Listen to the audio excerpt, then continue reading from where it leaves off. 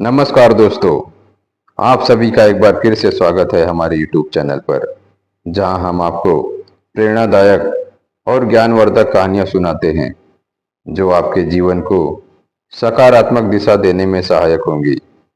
आज की हमारी कहानी बेहद ही खास है, इसलिए इस कहानी को अंत तक अवश्य सुनें।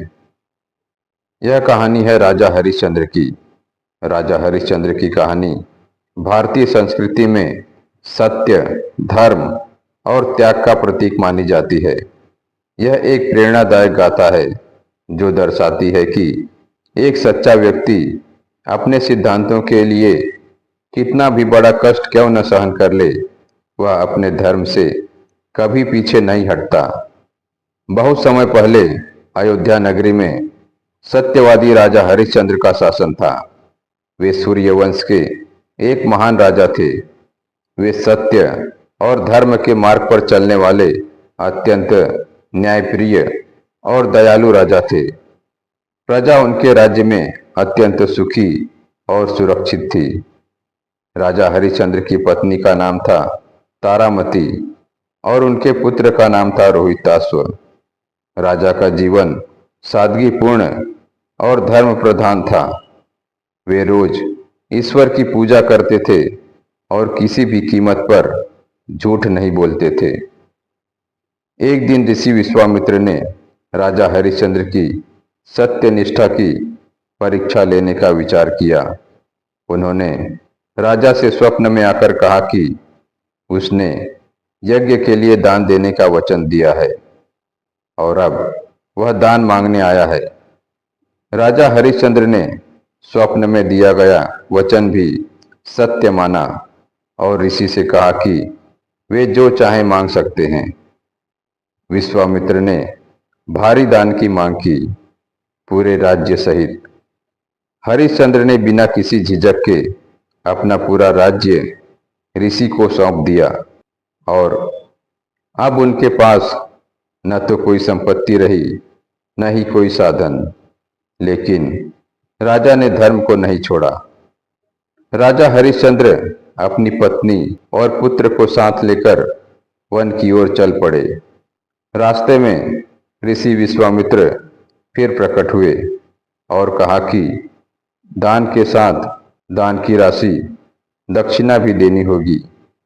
राजा के पास कुछ भी शेष नहीं था, इसलिए उन्होंने दक्षिणा देने के लिए काशी जाकर स्वयं को बेचने का निर्णय लिया। काशी पहुंचकर राजा ने एक व्यक्ति को स्वयं को बेच दिया।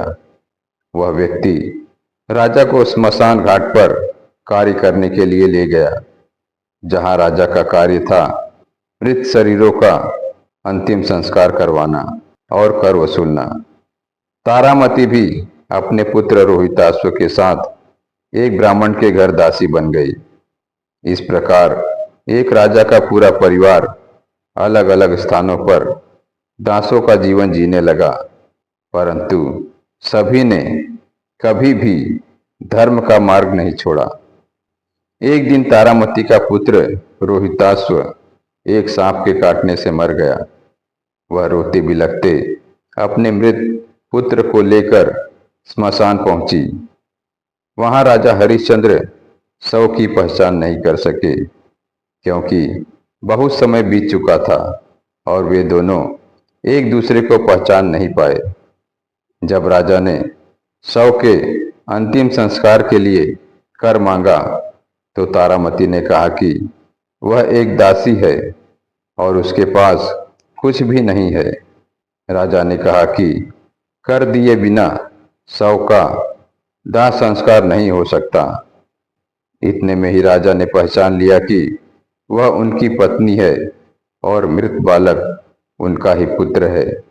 यह देखकर उनका हृदय फटने लगा, आंखों से आंसू बहने लगे, परंतु उन्होंने नियम नहीं तोड़ा और कहा, धर्म से बढ़कर कुछ नहीं है।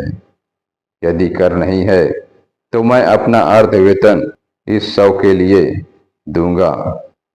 यह सुनकर तारामती ने कहा, नहीं, मैं अपनी साड़ी का आधा भाग गिरवी रख दूंगी।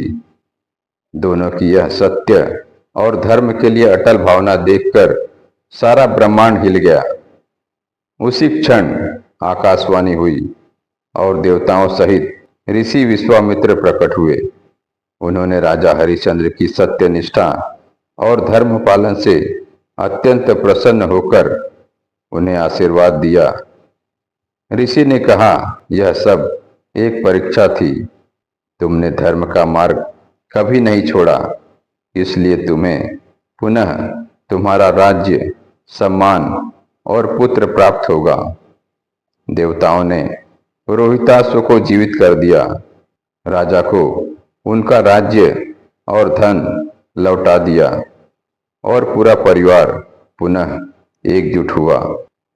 राजा हरिश्चंद्र का नाम इतिहास में अमर हो गया।